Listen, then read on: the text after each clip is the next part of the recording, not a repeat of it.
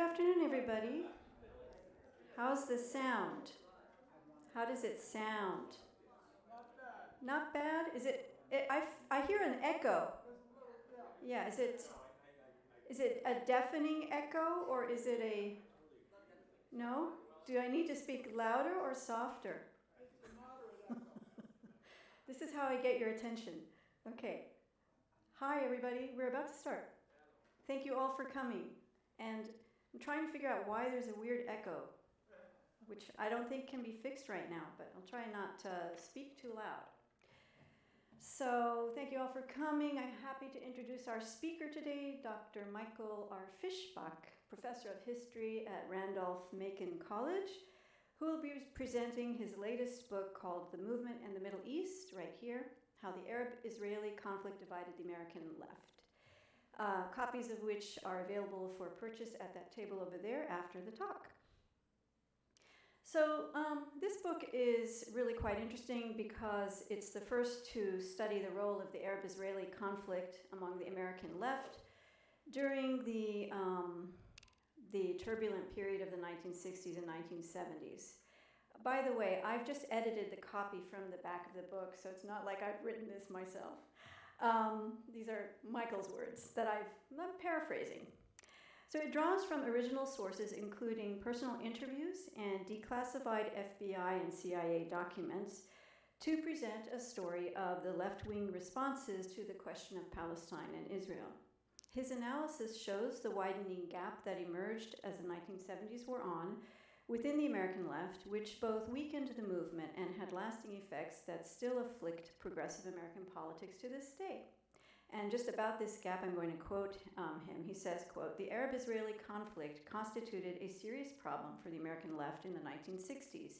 Pro-Palestinian activists hailed the Palestinian struggle against Israel as part of a fundamental restructuring of the global imperialist order, while pro-Israeli leftists held a less revolutionary worldview that understood Israel as a paragon of democratic socialist virtue." This intra-left debate was in part doctrinal, in part generational, but further woven into this split were sometimes agonizing questions of identity. Jews were disproportionately well represented in the movement, and their personal and communal lives could deeply affect their stances vis-a-vis the Middle East, end quote. That's from the back of the book.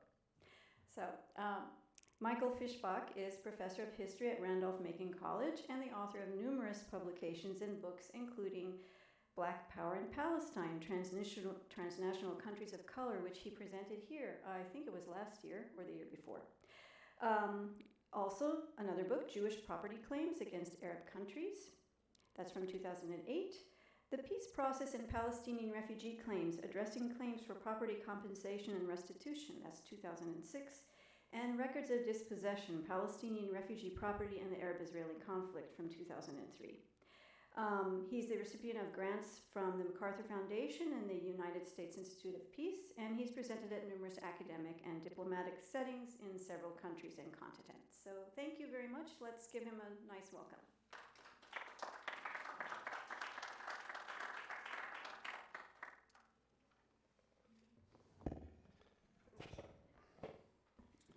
Okay, good afternoon, everybody. It's a pleasure to be here at the Palestine Center. Every time I come here, I always remind audiences that way back in the 1980s, when I was a graduate student at Georgetown, I was a student assistant to Professor Hisham Sharabi, and later when I worked on my dissertation, he was on my dissertation committee. I have many fond memories and some inside stories about him that probably nobody knows, and I'll never tell. Let me begin my talk today with a story. I'm an historian, we like stories. In November of 1966, Daniel Rubin, who was a member of the Central Committee of the Communist Party USA, decried what he called the, quote, upside-down approach to Israel, exhibited by American Jews. By accepting this picture, he said, Jews in the U.S. usually unwittingly find themselves on the side of U.S. imperialism in opposition to national liberation movements. Rubin was upholding the party line, the CP party line in the 60s, that what best served American Jews was not to support Israel blindly, but see that the real question in the Middle East was one of the struggle to overthrow imperialism, which was the common enemy of both Jews and Arabs. And Rubin also waxed personal in his 1966 commentary, stating, quote, "As an American Jewish communist, I feel ashamed and angry that a Jewish government coming from a people who have known so much oppression should oppress Arabs within Israel and play the U.S. imperialist game of supporting their oppression in neighboring countries," unquote. But not all Jewish communists agreed. Indeed, just 6 or 7 months later, when the Communist Party leadership denounced Israel for, quote, aggression in the 1967 war, Comrade Sid Resnick strongly objected. For Resnick, Israel was merely defending itself against a threatened Arab genocide. And he said, quote, "The Arab chauvinist threat to Israel's existence was real in May and June of 1967, and de-Zionizing the state of Israel and converting it into an Arab-Palestine state is impossible without destroying the people and the state of Israel." Resnick further said, within left-wing movements, Jewish and non-Jewish radicals ought to challenge the sham internationalism which glorifies Palestinian Arab terrorists and runs interference for Arab chauvinism. The fact that two Jewish members of the same left-wing political party held such divergent and mutually antagonistic attitudes toward the Arab-Israeli conflict is illustrative of a major problem that ultimately weakened the white American left in the 1960s, and which is the subject of my book. Which side, Israel or the Palestinians, deserved the support of left-wing activists during that tumultuous period of time? While almost everyone on the left, the white left and the black left for that matter, agreed on the need to end the Vietnam War, support the black freedom struggle at home, and strive for a new politics in America, the left nonetheless was bitterly crippled and weakened by a major split in the 60s and 70s over the Arab-Israeli conflict. Indeed, this question of whether to support Israel or the Palestinians hurt the left at the time, ultimately helped, among many factors, lead to its ultimate weakening and basically demise by the 1980s. And the fact that, as I mentioned, that left-wing Jews were prominently represented on both sides of that split superheated and worsened the divisions that were already there as a kind of Jewish civil war broke out over the question of Israel and Palestine on the left. Today, what I'd like to do is talk a little bit about these varying left-wing attitudes toward Israel and the Palestinians in the 60s and 70s, go into greater detail about why they had such tremendous impact on the left, and also to discuss the painful and sometimes ugly debate among Jewish left-wing activists themselves, and conclude with a few thoughts about what this can tell us about progressive American politics today in advance of the 2020 elections. Almost as soon as Israel launched the 1967 war, with preemptive attacks on several Arab countries' military forces, splits emerged within the American left over what to do. These splits grew deeper when black militants like those in the Student Nonviolent Coordinating Committee, black militants at the National Conference for New Politics in Chicago in the summer, both in the summer of '67, strongly supported the Palestinians and criticized Israel quite vehemently. Youthful New Left activists, largely white, were among those who quickly picked up on this and began championing the Palestinians as an example of a third world liberation struggle that American leftists should solidly support. The Yippies, for instance, the famous combination of the hippies and the New Left, are well known in American history of the 60s, but how many of you know today that figures like Abby Hoffman and Jerry Rubin were strongly supportive of the Palestinians? Abby Hoffman once said, quote, "I hate Israel and want to see the Palestinians triumph. I am violently anti-Israel, no longer believe they have a right to exist." Jerry Rubin, he used to people called him the clown prince of 60s leftism, said, quote, "I do not believe in freedom for Jews at the expense of Arabs," and once quipped that if Moses were alive today, he'd be an Arab guerrilla. The fact that two prominent Jewish members of the New Left sided so strongly with the Palestinians was emblematic of other trends. Within the major left-wing student group, Students for Democratic Society, certain leaders began also demanding that their organization, SDS, support the Palestinians as an example of an anti-imperialist global struggle. An SDS publication written by a Jewish professor named Larry Hochman said in 1967, quote, "A Jewish state has been established in the midst of the Arab world without the invitation or consent of the indigenous population. The Jewish immigration occurred," Hochman continued, "and could only have occurred under the aegis of Western colonial control." And 2 years later, the SDS publication New Left Notes noted in a series of articles that compared what Zionism had done to the Palestinians to what white settlers had done to Indians in North America. But very early on, SDS began receiving considerable flack and blowback for this stance. Indeed, in '69, the same publication, New Left Notes, featured a series of letters to the editors from frustrated SDS members, quite angry at the pro-Palestinian slant that was coming out in the pages of their newspaper. One letter to the editor said that the New Left Notes was, quote, "presenting the Zionists as racist bad guys and the Arabs as anti-imperialist good guys." Clearly, the lines were being drawn. Beyond SDS and yippies, the student movement was another example where sharp divisions in an otherwise common attitude towards stopping the war in Vietnam broke out. Pro-Palestinian campus groups began emerging on college campuses, particularly starting in 1969, when the Palestinian guerrilla movement was much in the global news. In the spring of 1969, Palestine Week activities took place at many schools, including Berkeley, UCLA, Madison, Columbia, and the University of Chicago. Groups like the American Friends for Free Palestine emerged at the University of Virginia, and at Indiana Bloomington, the Palestine Solidarity Committee emerged. Yet here again, there was immediate reaction. Pro-Israeli groups on campuses began pushing back. Left-wing student groups like Am Yisrael at SUNY Albany and the Jewish student movement at Northwestern emerged with great force. In fact, so divisive did this question become on college campuses that, for instance, a teach-in on the Middle East at Columbia in April of 1969 descended into fistfights among those in attendance.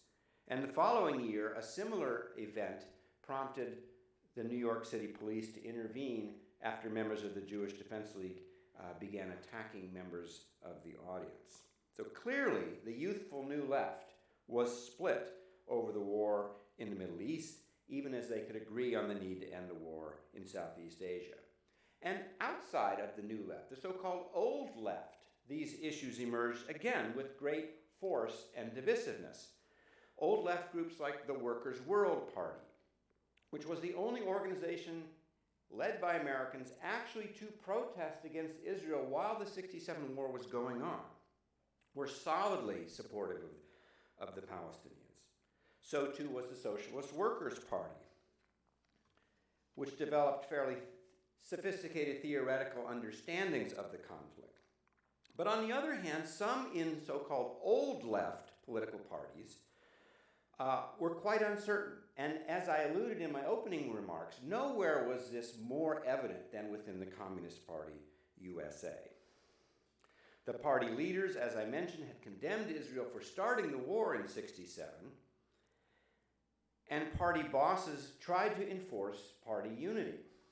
But many Jewish comrades in particular, and there were a large number of Jews within the Communist Party, as in other left-wing groups, rebelled against this hostile attitude toward Israel. They claimed that they were, quote, pro-Israel, but non-Zionist. And one such party member noted, quote, "But on one issue, left non-Zionists unreservedly agree with Zionists that Israel now has an inalienable right to exist." Indeed, the ever-watchful FBI, which had dozens, in fact hundreds of informers, gleefully wrote in 1970 that disputes over the Middle East were, quote, a crisis of the first order of magnitude within the CP, and one from which it frankly never recovered. Also in the old left, there was not only uncertainty, but outright support for Israel. And this was most clearly seen in the Socialist Party of America and its offshoots in the 70s, groups like the Social Democrats USA and the Democratic Socialist Organizing Committee. They believed, certainly starting in 1970, Michael Harrington, at that time a young Carl Gershman, that the proper choice for left-wing Americans, certainly for socialists, was to embrace Israel as a bastion of socialist progress in a sea of backward Arabs supported by Soviet communist totalitarianism. Now, moving away from the new left and the old left, there were other aspects of the American left, maybe not the true left, but at least progressive Americans that also found themselves quite divided over this issue. One thinks, for example, of the movement to end the war in Vietnam. One pacifist stated the dilemma of how people fighting to stop the war in Vietnam should deal with war in the Middle East this way, when he said, quote, raising the question of the Middle East at peace meetings seems to lead to a most disconcerting silence. This balancing act about what to do impacted the major anti-war group in the late 60s, the MOB, which fought hard to, despite efforts by some left-wing groups, to include denunciation of Israel's actions in the Middle East, along with American actions in Southeast Asia. The MOB studiously avoided taking on other questions. Outside the MOB, anti-war figures like Martin Luther King Jr. similarly faced a dilemma of how to remain morally consistent in their denunciation of war and military action across the board, yet not offend important domestic constituencies. King eventually tried to have it both ways, and noted in September of '67, several months after the war, that, quote, neither military measures, which was talking at Israel, nor a stubborn effort to reverse history, he was talking to the Arab world, can provide a permanent solution for peoples who need and deserve both development and security. But King also later admitted, and we know this because the FBI was bugging the telephone, and we now have the records, that this was, quote, the darkest days of his life, trying to figure out what to do about being a Nobel Peace Prize winner who was about to lead a pilgrimage to the Middle East, which he had to cancel, how to address, if to address this particular example of war and conflict when attacking American policy in Vietnam had been anguishing him enough as it was. Other peace groups like Women's Strike for Peace never came up with a unified position on the war. When the anti-war hero Daniel Berrigan in 1973, in the wake of the '73 Arab-Israeli War, denounced both the Arabs and Israel, he was roundly criticized, not for what he said about the Arab world, but for the fact that he had dared to criticize Israel. And in other cases, anti-war activists openly supported Israel, to the degree that some, particularly liberals, earned the nickname, quote, doves for war, for their seeming, in some people's eyes, their seeming contradictions in supporting military action and the use of napalm in the Middle East, but of denouncing military action and the use of American-supplied napalm in the Middle East. Indeed, liberal anti-war figures like Robert F. Kennedy in Congress, Eugene McCarthy also in the Senate, George McGovern, again in the Senate, all strongly supported Israel despite being doves on Vietnam. And the perceived contradiction was so severe that in June 1967, shortly after the war, a conference was actually held in New York City called Israel and Vietnam, There Is a Difference, by which pro-Israeli peaceniks said that it is perfectly consistent to support Israel in the Middle East, yet denounce the war. And throughout all of this, the anti-war movement, the old left, the new left, the peace movement, the fact that progressives and left-wing activists were disproportionately had a large number of Jewish members made all of this much more painful, much more bitter. As the painful history of the Jewish people led different liberal and left-wing Jews to very different conclusions about how their activism in America intersected or did not intersect with the question of the Arab-Israeli conflict. Some left-wing Jews strongly objected to attacks on Israel and singled out in particular their fellow Jews for a great deal of opprobrium.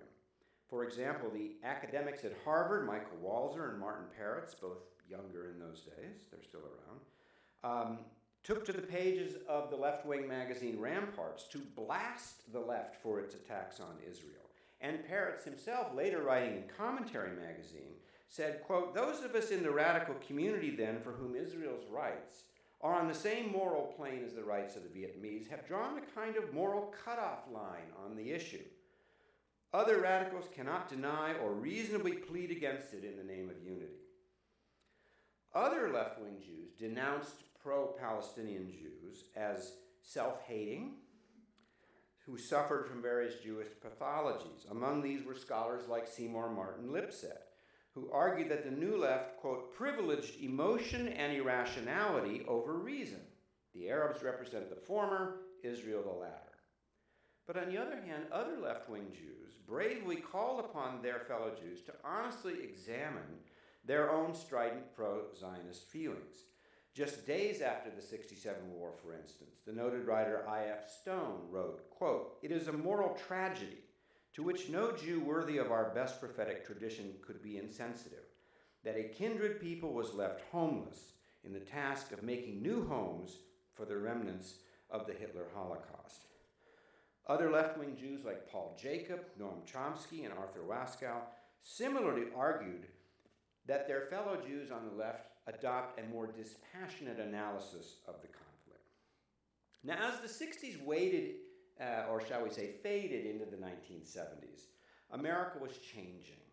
The left was in retreat, but there still were left-wing groups operating both above ground and underground in the early and mid-70s, and they too were adopting stances on the Middle East. Certainly the bombers of the Weather Underground were stridently pro-Palestinian and hailed Palestinian militants such as Layla Khalid. It was also true of the above-ground Marxist parties that tried to form a new movement in the 70s, commonly called the New Communist Movement, groups like the Revolutionary Communist Party USA and the October League. Yet elsewhere in the 70s, the new 70s left similarly found itself either openly supporting Israel or suffering from great division.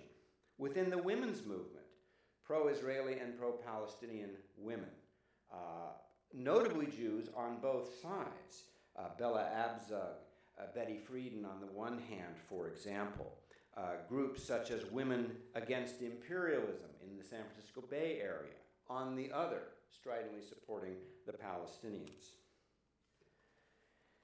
And so, by the time we got to the mid-late 70s, this kind of intra-left dispute in the left caused some who sided with Israel to simply abandon the left altogether. Notably, I'm thinking of certain figures within the socialist movement who left the left and became, as we should say, charter members of the neoconservative movement. And many of them, including people like Norman Podhoretz, have openly stated that what they perceived as the left's mistreatment of Israel in the 60s had much to do with their own rightward turn. To conclude, certainly the left in America took a beating after the 70s were over, and I argue that years of disagreement about the Arab-Israeli conflict was one of many factors that contributed to the downfall of the left. But it's important to point out, though, that the idea of leftists still divided is something that outlasted that, and certainly we see still featuring today. Certainly today it is much more, let's put it this way, people can discuss Palestinians, Palestinian rights, Palestinian liberation, what have you, publicly much more easily today than 5 decades ago. Whereas that kind of talk came from radicals in the 60s might have been considered extreme. Even those outside the left, in more broader progressive and liberal society in America, can discuss such matters today. Certainly when it comes to young people, organizations like Students for Justice in Palestine, those who support the BDS movement, whatever one thinks about it, the discourse of Palestinian rights today has really become a permanent part of the progressive political landscape. On the other hand, and indeed, the historian Rashid Khalidi noted in 2015, he said, quote, "There's a much higher level of discussion of matters related to Palestine than ever before, especially in the field of Middle East studies and among students on college campuses." That, as I said, is certainly true. But on the other hand, it is also true that pro-Israeli forces in society at large and on college campuses are symbiotically also much stronger than they were in the 60s. Today, campus groups such as Campus Watch, the Secret Canary Mission, have set up internet sites designed to monitor, expose, and counteract pro-Palestinian views on college campuses. Efforts have also been made to equate anti-Zionist critiques with anti-Semitism and therefore label it as a form of college hate speech. So in presenting, in conclusion, the story of the divisions within the left in the 60s and 70s that showed that left-wing identity and action were thrown into very sharp relief by how one viewed the Arab-Israeli conflict. And these divisions were worsened by the fact that left-wing American Jews were supporting both sides.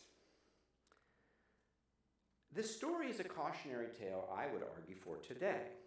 What remains of the tiny American left today is fairly solidly united behind one point of view, a pro-Palestinian one. But if you move a little bit further to the right among progressives, liberals more generally, where to stand on the Middle East is still as divisive today as it was then. And nowhere has this become clearer than within the Democratic Party today, which I'm including as liberal. By no means am I saying it's left-wing. Where the splits between supporters of Israel and the Palestinians are deepening. Indeed, when the 2018 elections brought into the House of Representatives 3 Democratic women who were fairly public in their pro-Palestinian sentiments, Ilhan Omar, Rashida Tlaib, and Alexandria Ocasio-Cortez, some high-level party officials were mortified because those 3 women represented a trend within the Democratic Party where 3 important constituencies, young people, women, and people of color, were increasingly abandoning the Democratic Party's traditionally solidly pro-Israeli stance.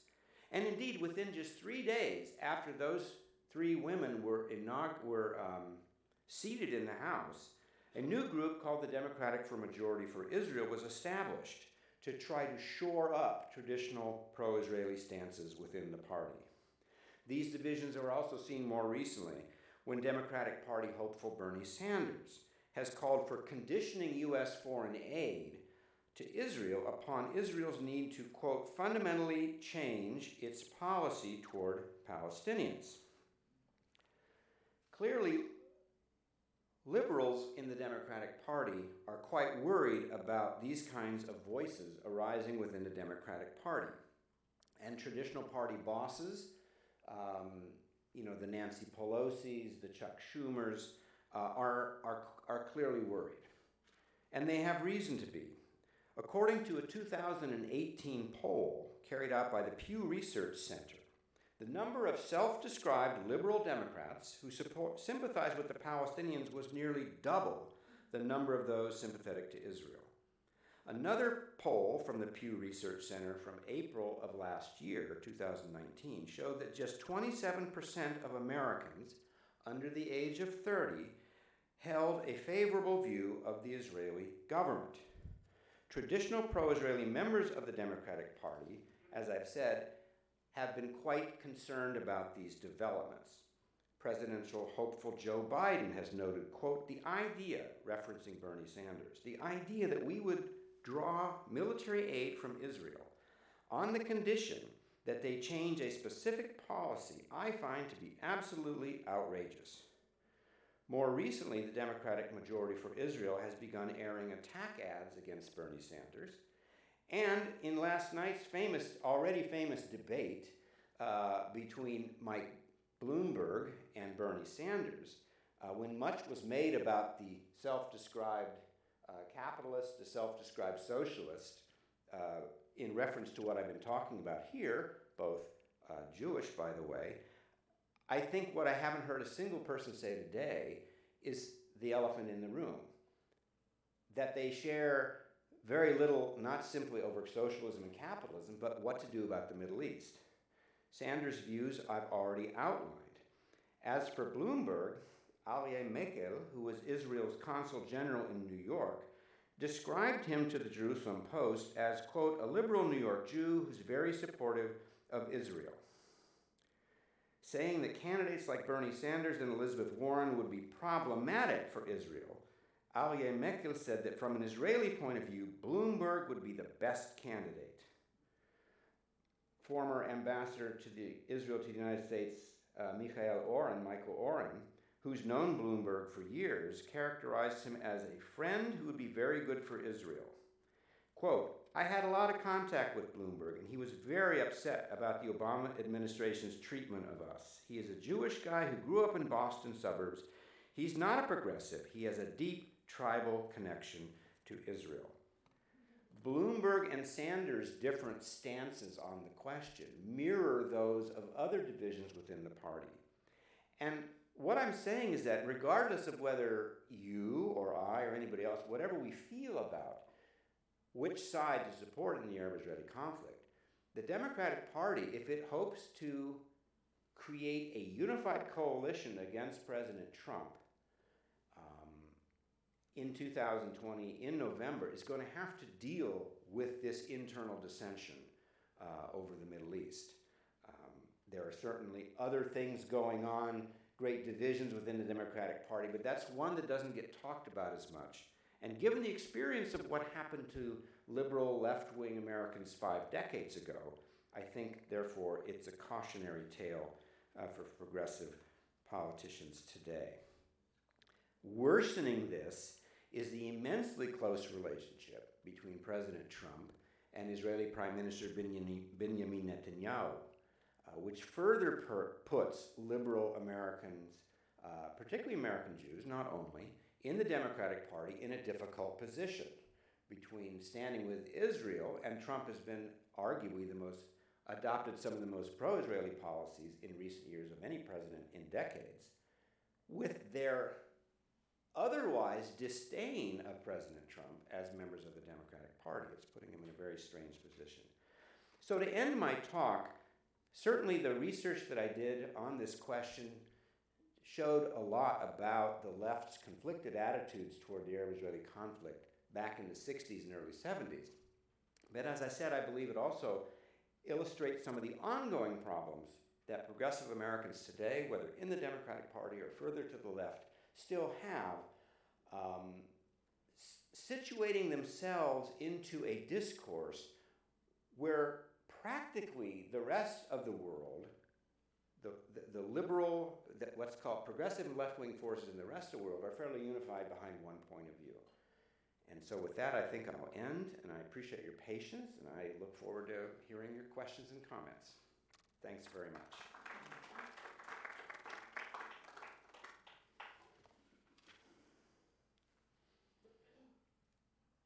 I think he's handing a mic. Yeah.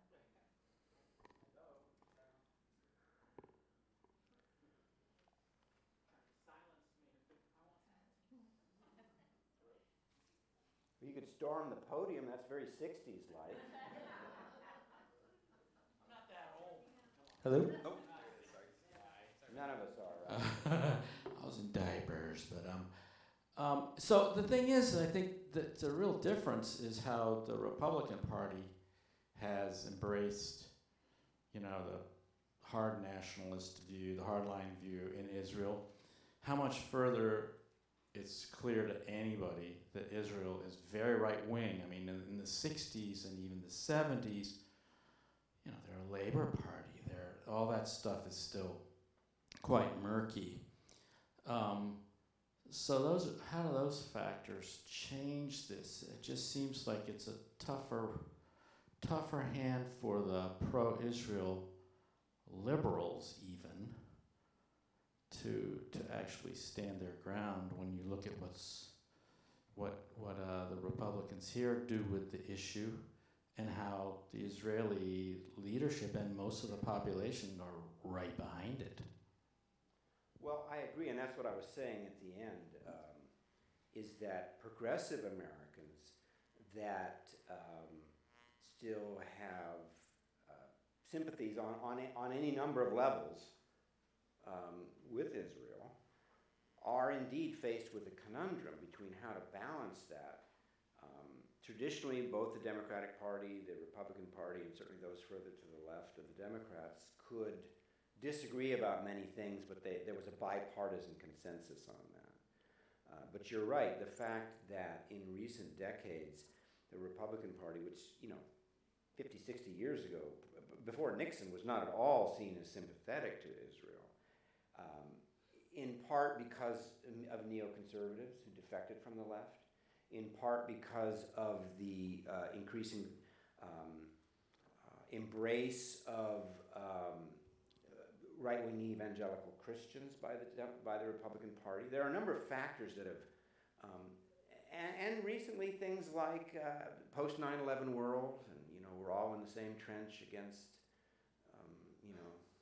bad guys from that part of the world, has certainly deepened that. But I agree with you; it presents some real problems for progressives in the Democratic Party or anywhere else who can't stand Trump, who don't like Netanyahu, but yet feel that, I don't want to jump on this anti-Israel bandwagon. I don't particularly have any advice for them, but you're right. You put your finger on a real problem that's challenging them. And I think here, and then over here, and here, and here. Michael, I was hoping you were going to resolve this conundrum for us. Okay. Instead of in another 3 minutes. Instead of just describing it. And for my own personal journey, which I could identify with most of your talk, the way I resolved it was by thinking that the world isn't just Vietnam and Israel. There are other countries too. And frankly, some of my political heroes on Capitol Hill, including Bernie Sanders, are not consistently anti-imperialist when it comes to Venezuela, for example. And I use that as an example of how I felt more comfortable criticizing Israel by realizing that U.S. support for Israel is contingent on its playing a supportive role in American imperialism. So if I want to be consistently anti-imperialist, I have to criticize Israel for playing that enabling supportive role. And why isn't that a reasonable way of resolving this conundrum? Well,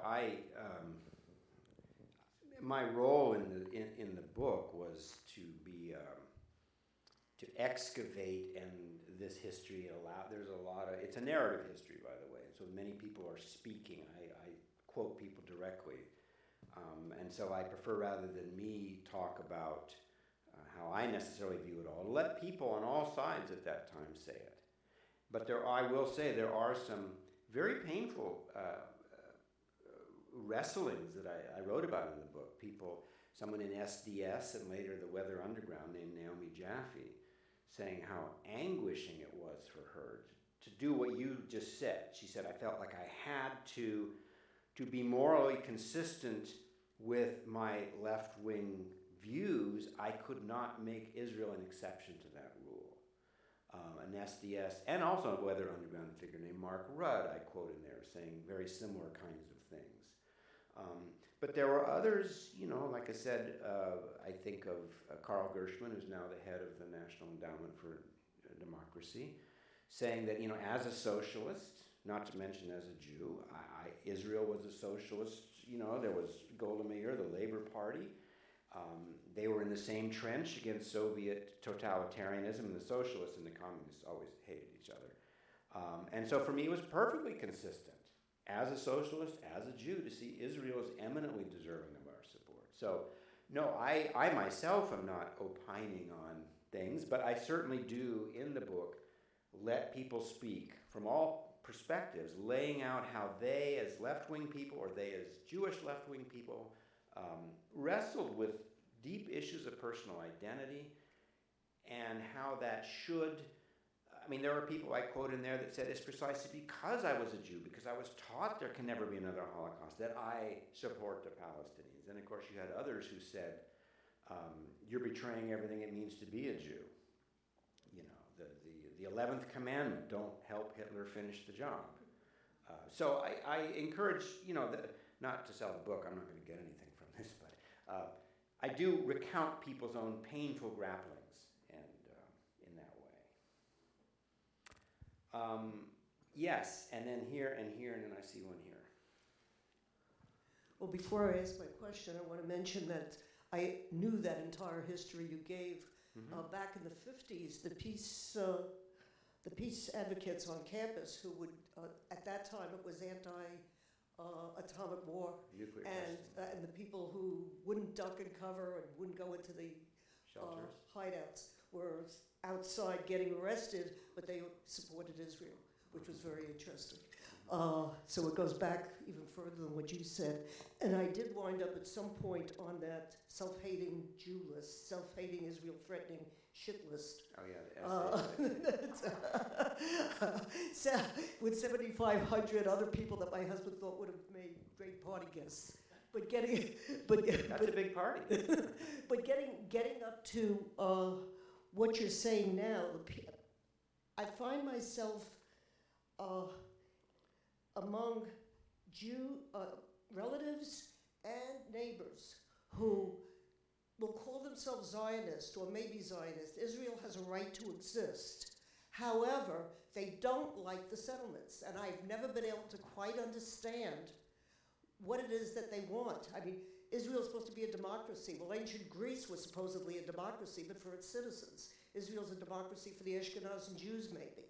But they don't quite understand that it goes beyond. If you end the settlements, then that's what we're asking for, Palestine and Israel. So I don't understand what the thinking is of that group of people. Many of us call them PEPs, Progressive Except Palestine. They support Israel, they want it to exist, but they don't want the settlements, they don't want the occupation. And I can't figure out what they're talking about. And a lot of them do support Bernie, by the way. Yeah, okay. All right. There are some people, by the way, actually in this audience who are mentioned in the book. So, yes, ma'am. Dr. Ibrahim.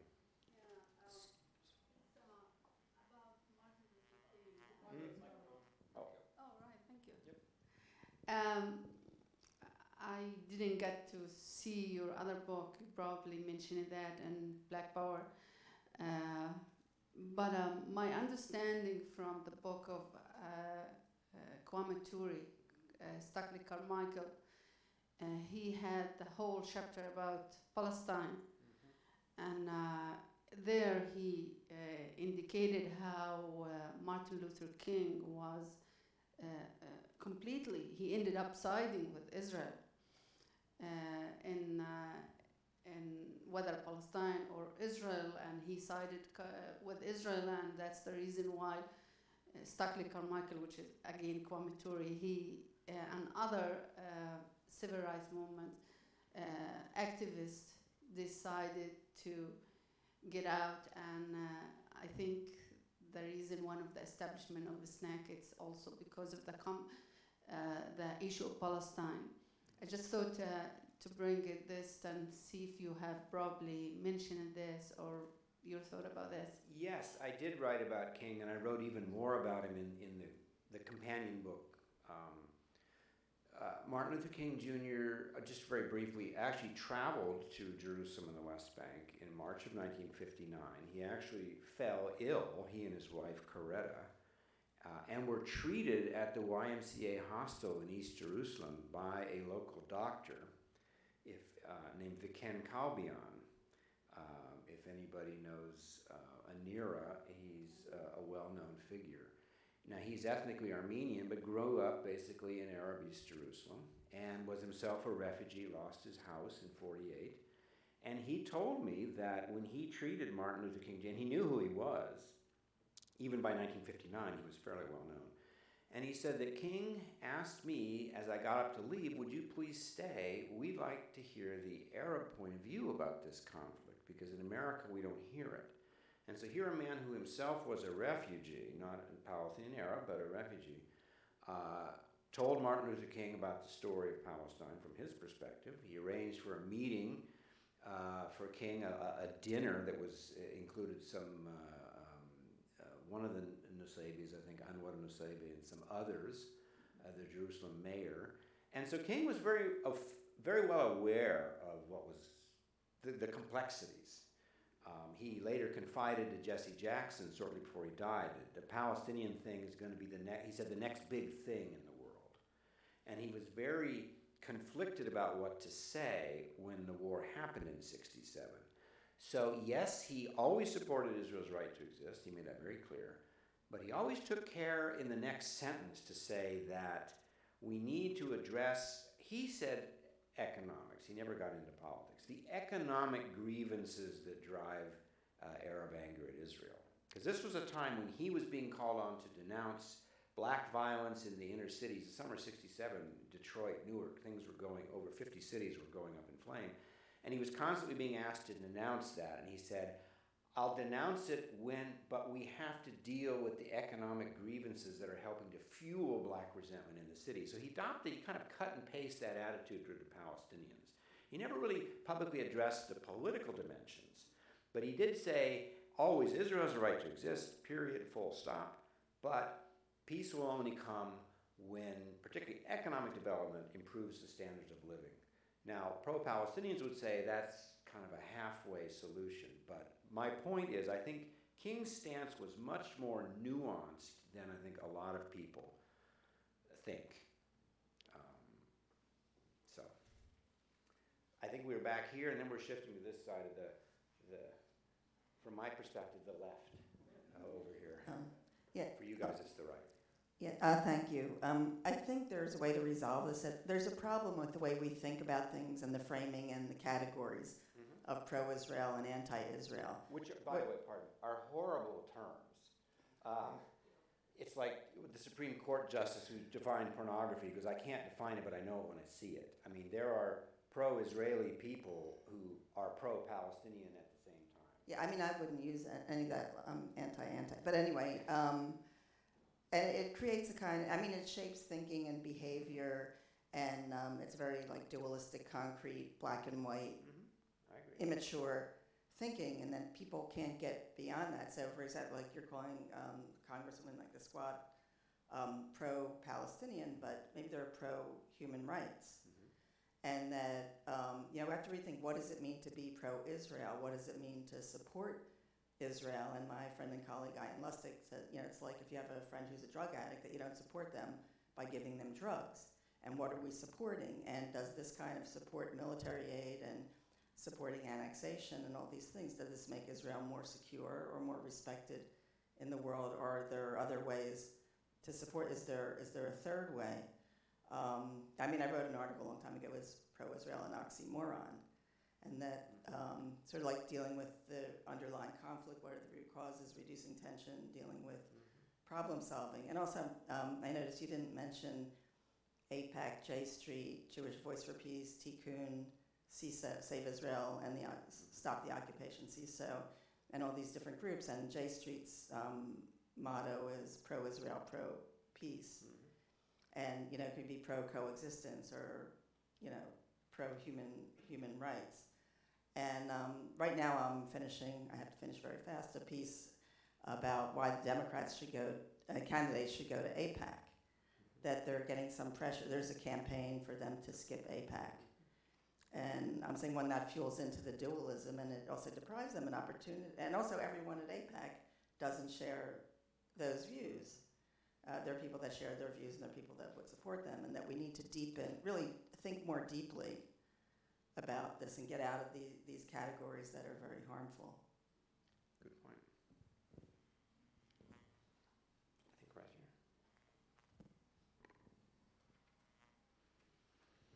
here. Dr. Fishbach, thank you very much for your information, and you really got some thinking going on my part. About Bloomberg, I mean, you're absolutely correct. I think he said he would always keep existing financial aid to Israel at the current level, $5 billion a year. But I believe also, according to his biographer, that he would re-enter the nuclear agreement with Iran.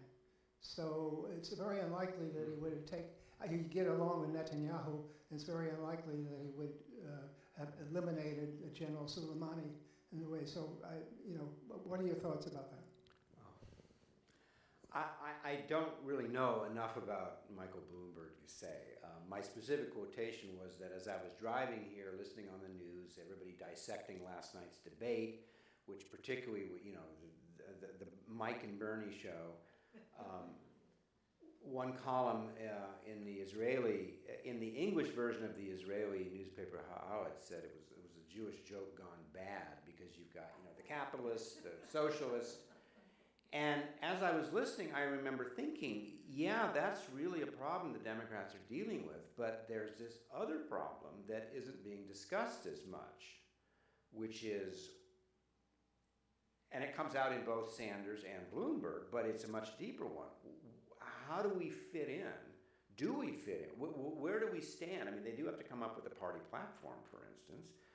And this internal problem, it gets into fundraising, it gets to a lot of other things. There have been some very open articles in the last year in the New York Times, for instance, about funders saying, I'm not, I don't know enough about Bloomberg. That's the short answer. But it was illustrative of the need to figure out something. We had two over here and then here. Hello. Hello. Hi, Professor. My name is Yusuf Al-Shamari. I'm a freelance journalist, and for the next, hopefully, 4 months, I'll be writing for The Nation and Inside Arabia. Mm-hmm. And one of my stories, I'm focusing on an intersectional story about Arab American youth interacting and partaking with this year's presidential elections. And when you mentioned all the division increasing in the 60s and the 70s, and I'm wondering if in your journey writing this book you came across matters of votership, or how that affected the observing bystanders in that period of time, and then if your thoughts if similarities or differences might happen in today's votership. The only things about voting that I saw were surveys done in the early 70s among American Jews about the 68 election, the 72 election, and into 76. And that many of the figures had shown a marked increase in support for whatever the Republican was, Nixon, and then Ford. And that some had interpreted it at the time, neoconservatives and those Jewish liberals, as a sign that the American Jewish community was moving rightward. Now, the problem with that, there were other things going on that were affecting, everything from Soviet Jews to tense black-Jewish relationships in big cities that were part of all that. cutting down on crime and all that kind of stuff. So I didn't see anything really about, per se, Arab American youth, and didn't get much into voting because I was focusing pretty much on left-wing movements. True left-wing that were saying, change is going to happen outside of voting. So the shorthand answer is, I guess I didn't.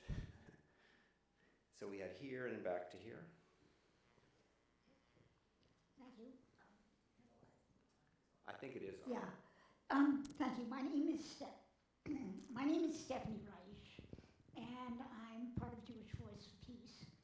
And I wondered if, in your research about the journeys that left-wing Jews took in terms of how to deal with the Israeli problem, the Palestinian-Israeli problem, did they mainly answer you in terms of their own personal vexation about it, or did any of them get into the practices of political Zionism itself prior to, at the time of the inception of the British Mandate, and its practices toward the Palestinians really straight through? And when it came actually to economic boycott of the Palestinians and the creation of a quote-unquote Jewish working class, it was the labor Zionist movement that actually was, in quotes, the most effective. Did any of your research lead you to find Jews who were getting into that? Yes. One of the groups that did a lot of theoretical study and postulating was the Socialist Workers' Party, which is a Trotskyist party coming out of the Fourth International and Trotsky. And they did a lot of study about stuff like that, and their documents, I looked at both archival and things that you can still find online. Right. I know within SDS, the woman who was writing those articles in the SDS newspaper, New Left Notes, in 1969 was named Susan Ennett. She was married to a fairly notable left-winger who's still around, named Mike Konsky, and they were both Jewish. And Ennett described, in her words, I quoted her, Zionism did to Palestinians what white settlers had done to Indians. So, yes, there were some people analyzing further back. I did do some research, quite a lot, about, for instance, the Communist Party records in New York, Socialist Workers, the Socialist Party, because, as you probably know, there was a lot of postulating about the Jewish question, about Zionism, about Bundism, about Marxism, way back, and anarchists and everybody else. So for the old left, certainly, the socialists, the communists, the Trotskyists, they drew on a history of dealing with issues about what was called the Jewish question that long predated that. But I didn't really make it into the book a whole lot because I was focusing mostly just on the 60s and 70s.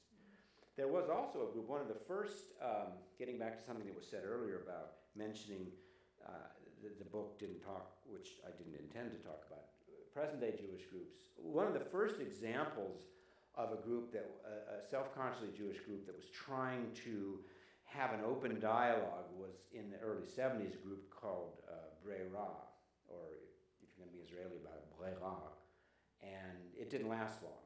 There was a lot of hostility about Brera and some others. So that's something else. Yes, sir.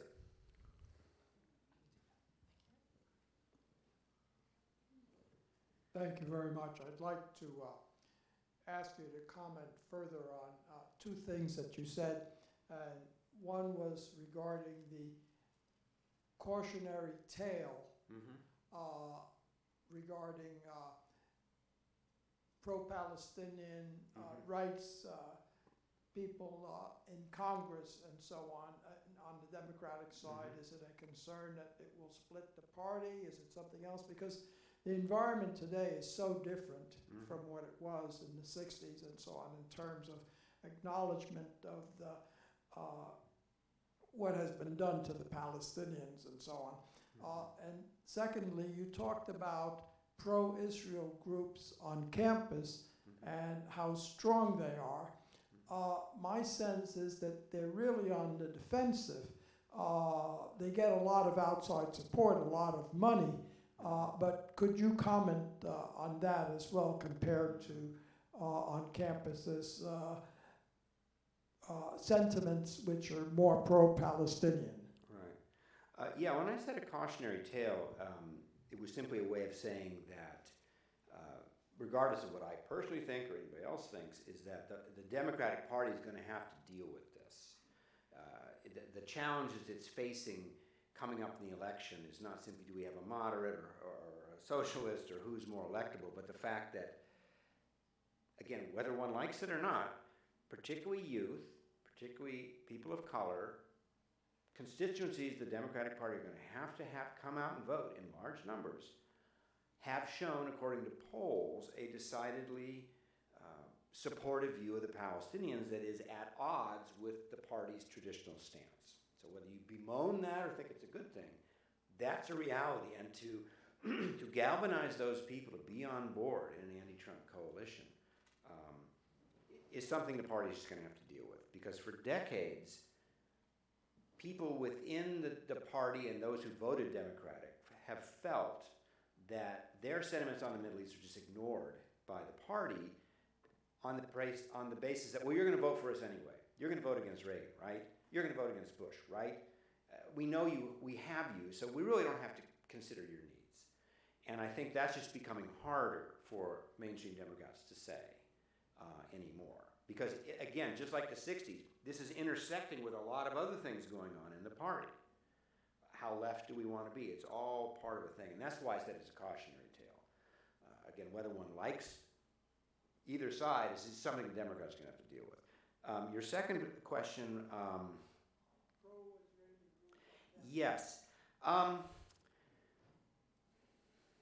In a real short answer, the collapse of the peace process, the election of Netanyahu, the start of the BDS movement, these were all in the first decade of the 21st century, increasingly put strong supporters of Israel on the defensive because of things like intersectionality, that increasingly more and more people around the world and the US, blacks, sexual minorities like gays and lesbians, women, were sensing, and again, whether you like this or not, an intersexual commonality with the sufferings of the Palestinians. You can add to that the periodic Gaza invasions. And so many people started sensing a real problem. The Israeli government, I think it was 2015, tasked the Strategic Affairs Ministry with developing programs to combat BDS as an existential threat. There's an Israeli nonprofit in 2010 called the Re'ut Institute, that developed a plan. This has been copied over here, groups like Israel on Campus, the David Project, and you're right, there has been a lot of money coming in. Added to that, voices combating this idea of intersectional solidarity among all oppressed peoples. One of the people who dismissed that the most vociferously was a fellow named Alan Dershowitz, whom we've heard about recently. So yes, there's been a lot of alarm that the Palestinians sort of have a corner on the oppression market and they're getting other oppressed people to support them, and we need to do something about that. One of the more interesting recent developments has been the rise in articles on the internet that have said that Jews, even Ashkenazic Jews, are not white. They are indigenous people of color from the Middle East. And this has been, again, whether you agree or disagree, it's been part of a campaign to say, you see, we too are an oppressed people of color. Why is everybody only supporting the Palestinians? So it has been a great, I'm just saying what's been happening, you know. One guy so far as to say, as far as indigeneity, he said no reasonable person would say that being an indigenous ends at a certain time period. You can be indigenous for 2,000 years, for instance. So it is of great concern, and that does explain some of this reaction and some of the efforts in state legislatures to kind of criminalize support for BDS and other things like that. I hope that answered. Do we have time for more? Here's one over here. Yes, sir.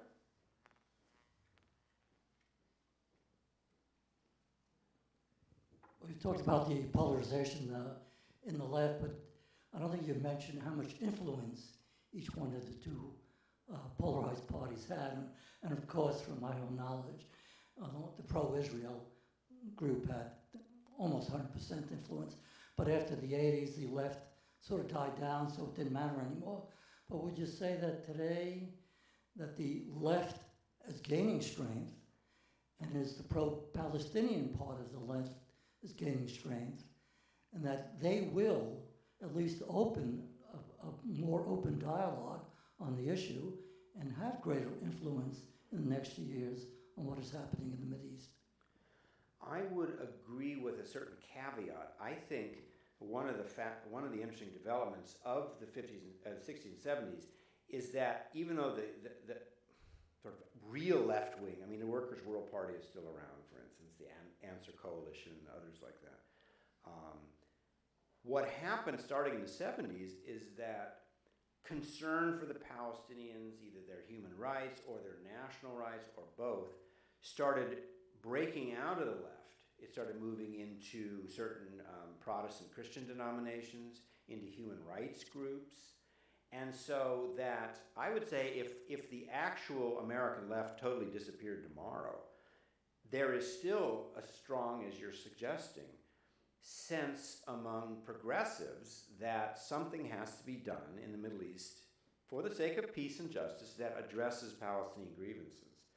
I think that's become mainstreamized, in other words, among progressives. So if the Workers' World Party and like I said, sort of true anarchist or Marxist groups just totally disappeared tomorrow, and they are around, they're very small, you would still have this issue among progressives. It is deepened.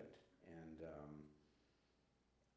I do see it becoming stronger.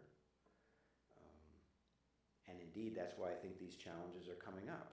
I think 20 years ago, there were certainly people within the Democratic Party, the coalition around Jesse Jackson, for instance, that were trying to get pro-Palestinian, James Zogby and others trying to get pro-Palestinian planks in the Democratic Party platform. But I think that compared to today, that was much harder. I think it's, and that's why I'm curious to see what the party platform is going to say, because there's so much else that the Democrats are arguing about who we are. Are we just a decaf version of Republicans, or are we really standing for something? And so this is, anyway, I'm not sure that completely answered it, but there's one more comment from someone who already spoke. Is anybody who hadn't said anything? All right, 1 and 2. You certainly have put enough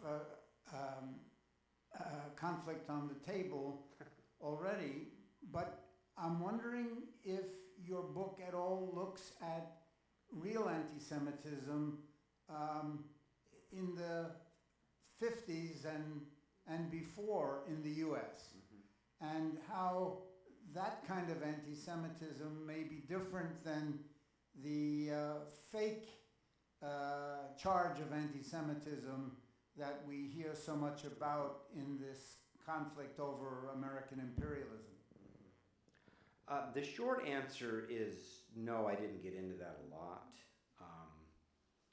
When I touched on it, it was as an explanatory device about why, certainly for left-wing American Jews, there was such an almost inbred sense of a need to prevent another Holocaust, and for many who were raised in the 50s, that meant we got to support Israel as a bulwark, not just as redemption for the murder of 1/3 of all Jews on earth, but also as a bulwark against the feeling of always looking over your shoulder.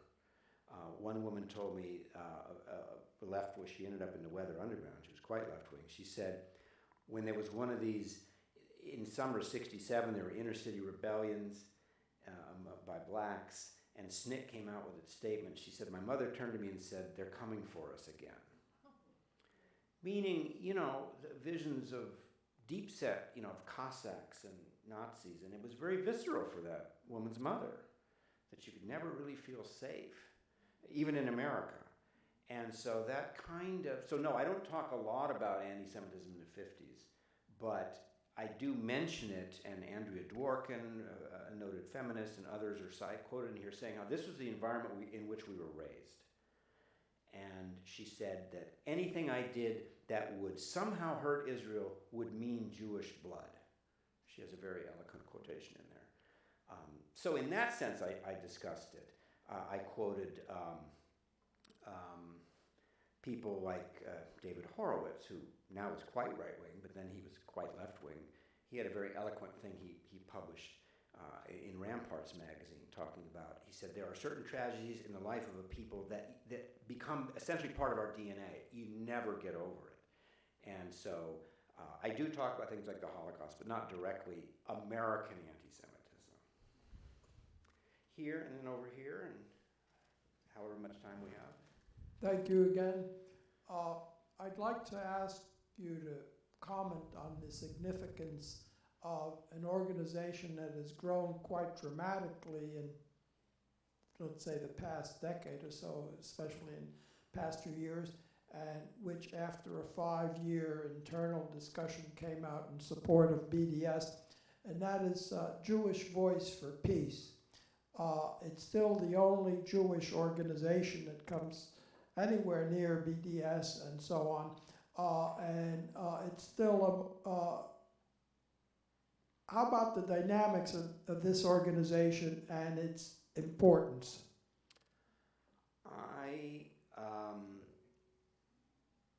I'm not sure I can answer, and I'm reasonably sure that there are people here who might be able to answer that from their own personal experience. Would anybody like to? I just don't know enough. I know about what you said. It has certainly grown. It has grown as a group that kind of was self-consciously posturing itself as left of J Street, and has received. Well, they see themselves certainly that way. Right. Okay. See, that shows how little I know. But so others may wish to try to answer that can speak better, time permitting. I actually would like to suggest that you we can continue the conversation individually with Michael as he's signing the book, but I did want to add one comment. Sure. Yeah, sorry. Just this, what you were talking about amongst an older generation of Jewish people in America having the visceral memory of being oppressed and, having that be part of their trauma. And I think what's interesting now is that nowadays we have in our public discourse awareness of other groups that have their traumas that just have not been acknowledged, like Black Americans, as you know, because you wrote that book. But I mean, we should think also about, how does it, what is the transmission of trauma for Black Americans, which, it's very quantifiable. And I think now about people who grew up in the post 9/11 era, and maybe their fathers were rounded up or whatever, and that sense of never quite being safe is something shared by many communities now in this country, which is why we have a common enemy too. Anyway, just as a sort of observation, which makes it very interesting for your book to come out at this time too, because we can put it in this context.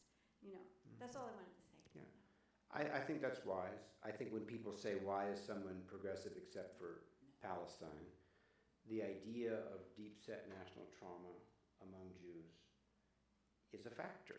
And I think pro-Palestinians, or however people who support Palestinians, should at least factor that in as they're trying to understand, why are you so progressive except for this one issue? But that one issue evokes a lot of things. Mahmoud Darwish once said that people are interested in us Palestinians because you Jews are our enemies. They're interested in us because they're interested in you. Meaning that, well, yes. So anyway, empathy, understanding trauma. Certainly Palestinians for decades have said, to really understand why we're not letting go, why I still have the key to my house is the trauma of the Nakba. When people say, well, why don't you just resettle in Jordan, and why are you hanging on? It's like, well, there's trauma there too. So I agree with you. I think everybody's trauma helps kind of reify the binaries you were referring to. And so it's a point well said. Okay, one last Okay. Yeah, no, while you were talking, it hit me that modern American Jews, or even the Jews back who were ethnically cleansed out of Europe, seem to not recognize the fact that Hitler won. I mean, the Jews were ethnically cleansed out of Europe, and they were sent somewhere where the people didn't matter, so, you know, you could go there and you could kill each other.